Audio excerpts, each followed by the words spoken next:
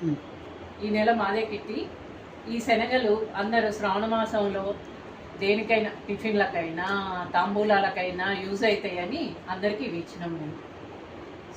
బియ్యం పిండిలో కలిపి పచ్చిమిరపకాయలు, ఉల్లిపాయలు అన్నీ, కొత్తిమీర, ఉప్పు, జీలకర్ర అన్నీ వేసి వడల్లాగా వేస్తే చాలా బాగుంటాయి. ఫస్ట్ ఫ్రై చేయండి. ఇంకొక రకము నానబెట్టిన వాటిని గుడ్డకేసి అవి ఫ్రై చేసుకుంటే నిల్వ ఉంటాయి. వారం రోజులు క్రిస్పీగా చాలా బాగా మంచి ప్రోటీన్ ఉన్న శనగలు నానబెట్టుకుని సాతాడు వేసుకుని తింటే చాలా బాగుంటుంది. ఇచ్చిండ్రు.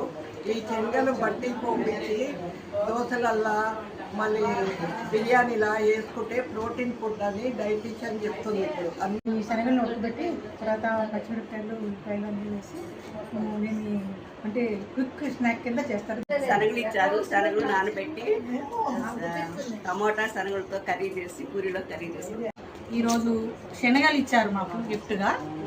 ఇవి ఈ వర్షాకాలం ఇవి చాలా ఉపయోగపడతాయి.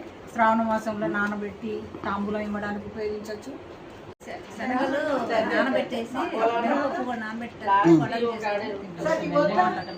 మాసం ఉపయోగపడేలాగా ఇచ్చారు. హెల్త్ వైజ్ నేనైతే కలకత్తాలో దీన్ని తీసి చాట్ చేసేదానండి. ఇచ్చిన శనగలు ఉడకబెట్టి ఉప్పేసి